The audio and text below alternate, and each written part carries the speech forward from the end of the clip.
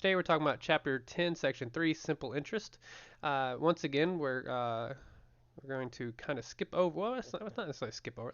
I think it's interesting. Okay, so let's actually just look at this. So apparently, in 1626, the Rappinger Indians. Wait, Peter Minuit convinced the Rappinger Indians to sell him Manhattan Island for $24.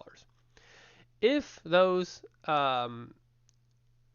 Wappinger Indians had invested at $24 in a bank account at 5% interest, in 2020 that account would be $8 billion.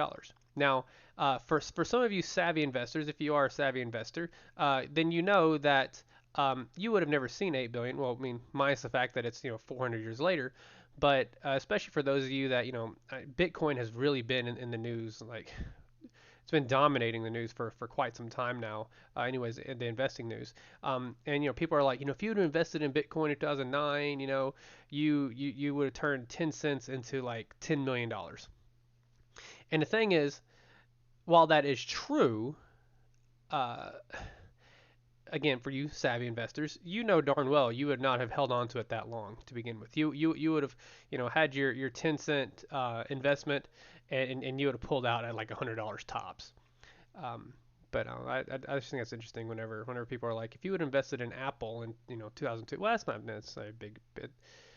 That's a bigger difference though, 'cause that's more investing. Bitcoin, I think, my personal opinion, is more speculation than investing. But yeah, you don't actually hold on to your investments that long because, well, you get out when you hit it big, hit it rich. No, sir. No, I don't. I do invest, but not in cryptocurrencies. Mainly because I just don't trust cryptocurrencies. I feel like this is my own personal opinion, not investment advice, but I feel like a lot of the cryptocurrencies are owned by what's called whales, somebody that just owns a lot of it, and the price just gets manipulated back and forth too much. And um, since there's no central regulation on it, I don't know. I mean, if you threw money in there and just let it grow for the next 20, 30 years, maybe you'll get out and have a lot of money. But I like for sure things like Apple and Microsoft and GM, things like that. Uh, that's just my opinion though. Anyways, so simple interest. Luckily, like I said, today's lecture, not only is it short, but it's pretty darn easy, and we just simply follow the interest formula. The interest formula here, the simple interest formula, the interest is equal to the principal times the rate times the time. Doesn't get too much easier than that, right? It's just straight multiplication. We're not doing any dividing. Not yet, anyways, right? Obviously, you can, if you want to solve for the principal, you would divide both sides by RT, but we'll get to that when we get to that. In the meantime, let's do this one. Alrighty, so you deposit $2,000 in a savings account at Hometown Bank, which has a rate of 6%. Yeah, right. Find the interest at the end of the first year. All right, you'll never find a bank with that kind of interest rate. But anyways, so at the end of the first year, how much will you have? Okay, well, my interest formula was so simple, right? It was my interest is equal to PRT, equal to P, was it capital R? No, it was a small r, I think. PRT. Okay. All right, so to figure out my interest, well, I'm just going to figure it out. So my I, find the interest after the first year, is equal to my principal, which was $2,000, times my rate, which was 6%. So again, 6% written in decimal form is 0.06, and then times 1, which is a time, which is 1 year. All right, so that's kind of negligible, but 6% of 2,000. Well, 1% is $20, so $20 times 6 is 120. So $120. So at the end of 1 year, I would have accumulated $120 on a deposit of 2,000. Which honestly, I mean, it's not terrible. You're never going to find a bank give you 6% interest though.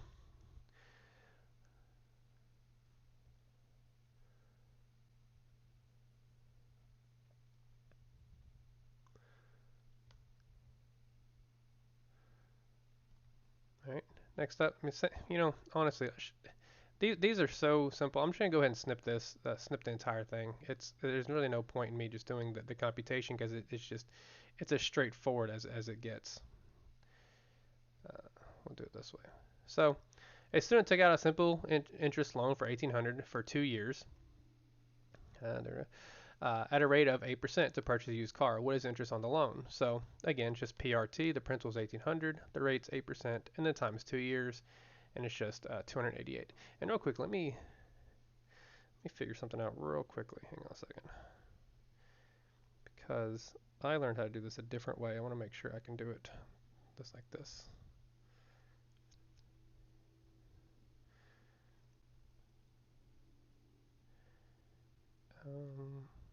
Okay, never mind. All right. So, anyways, again, yeah, it's honestly just as straightforward as you can possibly get. I equals PRT. If you're given the principal, the interest, and the I'm sorry, T, the time, then you just multiply all those together.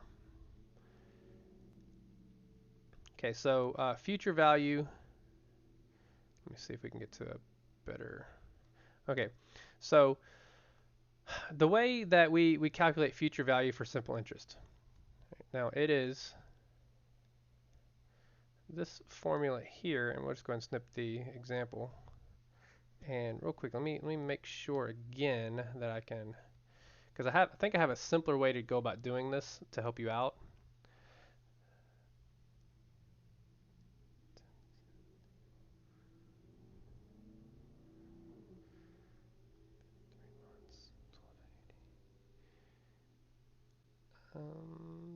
Okay, maybe not for this one. Okay, so scratch that. Never mind. Anyways, we will follow along with this particular formula, right? So starting at the tippy top here, calculating future value for simple interest. The future value A, now A again is the future value of P dollars at simple interest rate R. R is always going to be rate. And T years is given by, well, it's kind of, all right, and again, this is A is equal to P times the quantity of 1 plus RT. Right? Our formula over here was I is equal to PRT. So what difference do we have here? Well, we have PRT, and it's kind of PRT. It's just here's the P, and then it's going to be times 1 plus R times T.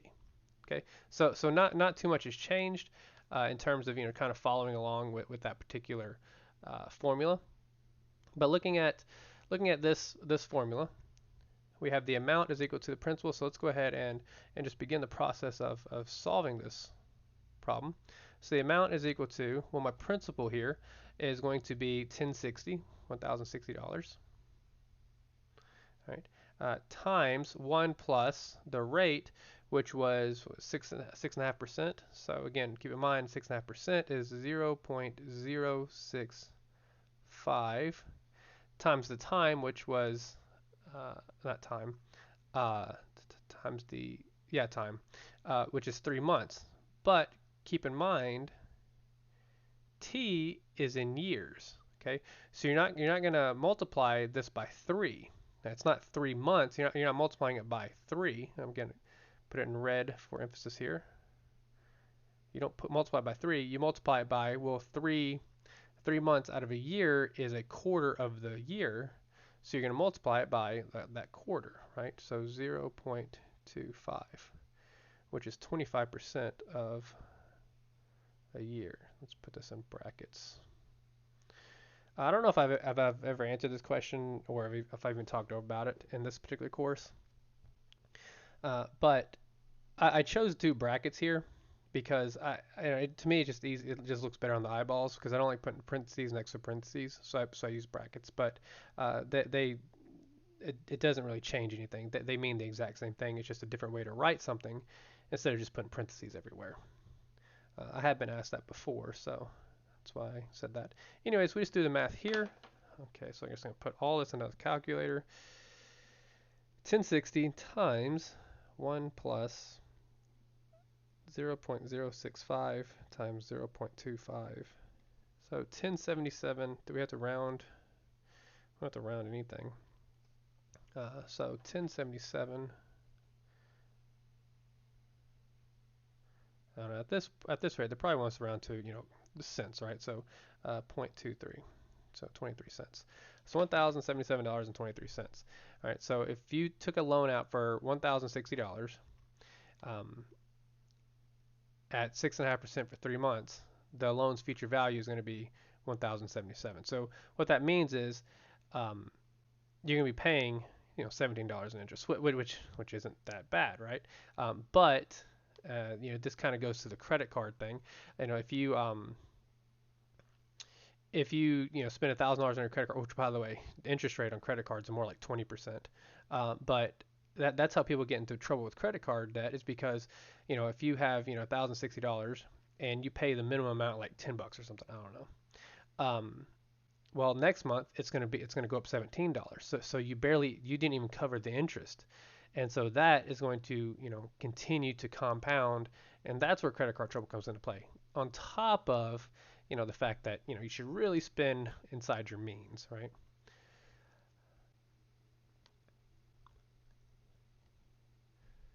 All right, here we go. So, oh, this is good. This one is I dedicate this problem to my wife. So suppose you spend $4 each day, 5 days per week on gourmet coffee. Okay, she's not that bad. Just to clear it up in case she does watch this. She's subscribed. uh, Suppose you spend $4 each day, 5 days per week on gourmet coffee. A, how much do you spend on this item per year? Okay, well, I mean that's not gonna be hard, but we can figure that out pretty easily, right? So $4 each day, 5 days a week. Well, then that's gonna be $20 a week times 52 weeks, which is 5,000. Let's just put it in here. 50, not 5,000, Sherman. 1040. So $1,040 per year. That's quite a lot, right? So if you invested your yearly spending on gourmet coffee in a savings account with a rate of 5%, how much would you have after 1 year?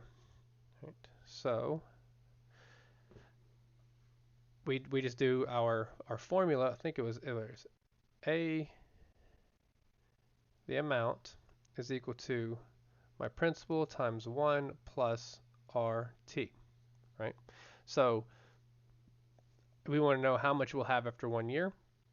Well, we're just going to plug and chug here. So we're going to have my principal here is what? Oh yeah, 1040. Yeah, it's after 1 year plus 1 plus what do we say? 5%. So 0.05. Yeah, let's put the bracket there again. Make it look nice and pretty. Times after 1 year. Well, that's easy. It's just times 1. So this is going to be,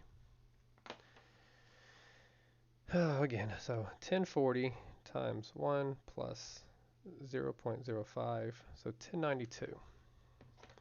So 1092. Okay, so how much would you have after 1 year? So instead of spending $1,040 on some gourmet coffee, you can invest it and you would have $52 more than you had. Now, um, again, like I have comments for every problem, don't I? But here's my comment for this one. My wife likes to get coffee, and she says it's just comforting. It's just she drives to work, she just likes to have a cup of coffee, and I'll be honest with you, that means a lot more to me than her or than us rather saving. She doesn't spend $20 a week, but that means a lot more to me than us saving some money, right? I think comfort goes a lot further than money to me, anyways. I've but I kind of grew up, I wouldn't say poor, but I kind of grew up pinching pennies.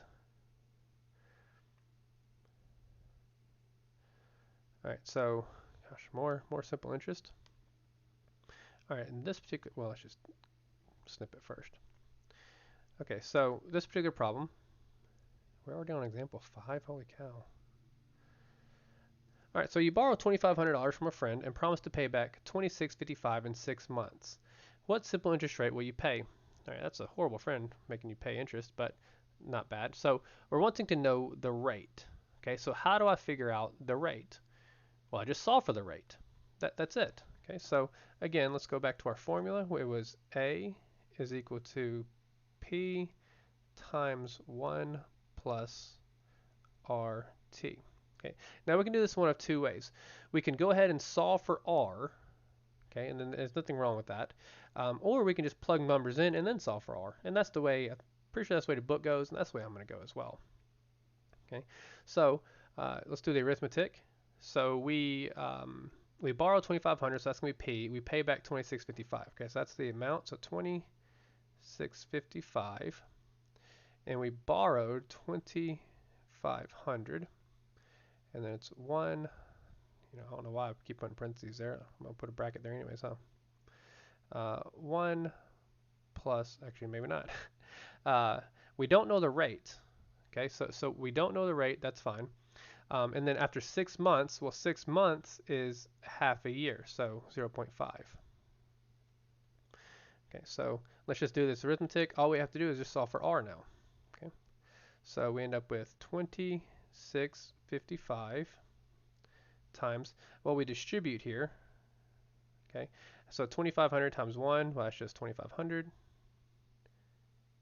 And then 2,500 times 0.5r, well, half of 2,500 is 1,250. So plus 1,250r. We subtract both sides by 2,500. So we have 155 is equal to 1,250r. And then we divide both sides by 1,250. And so that gets us, let's just go this way, r is equal to 155 divided by 1,250. Again, we're solving for r, so 0.124. So 0.124, or in other words, 12.4%. Whew, so that's some crazy interest there. But I guess, I mean, if your friend's going to borrow 2,500, if you're going to borrow 2,500 from your friend, yeah, maybe it's okay to pay him a little bit back. Especially, that's a lot of money. Um, that's fine. It's the, say again? Correct. Yes. Yes. This T here is in terms of years. And we had a previous example that was 3 months. Well, 3 months is 25% of a year. We have 6 months, which is half 50% of a year. And of course, if we have 3 years, then we just put a 3 there. But yeah, that's right. Um, more opinions from Sherman. Don't borrow money from friends unless you're okay with not being friends anymore. Yeah.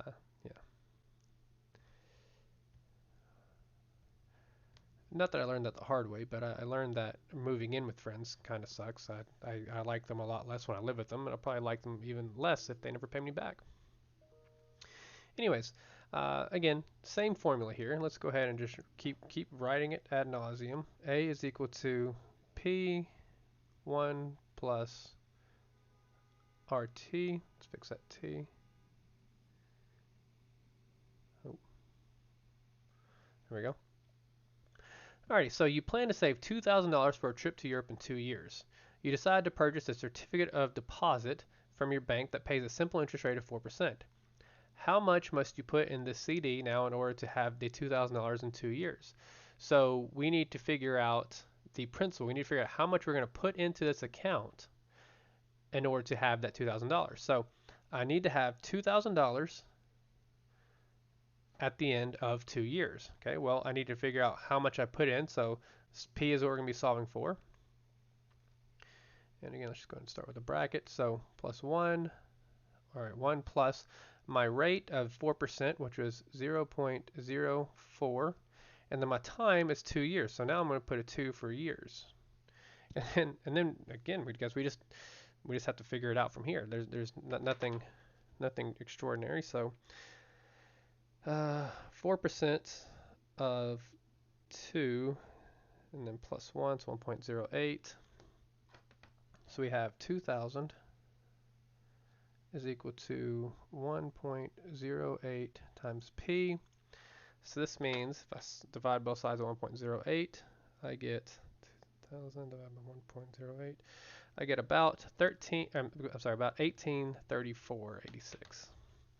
So put this. We have P is about 1834 and 86 cents.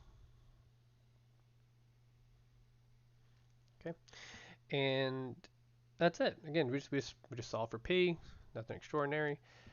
Um, that's our formula. Huh. I see that. 2000 by 1.08. What the heck? Oh, I put 1.09 on my calculator. That would be the issue.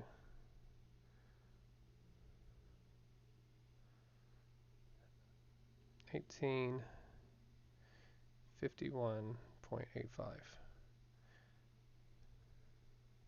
It looks like we have multiple decimals there, so let's go ahead and take that out. So 1851.85. Sorry about that. Yeah, I put 1.09 into my calculator. It's a small calculator. I fat fingered it. Um, well, was that it? I knew today was short. I didn't know it was that short. All right, well, that concludes today's lecture.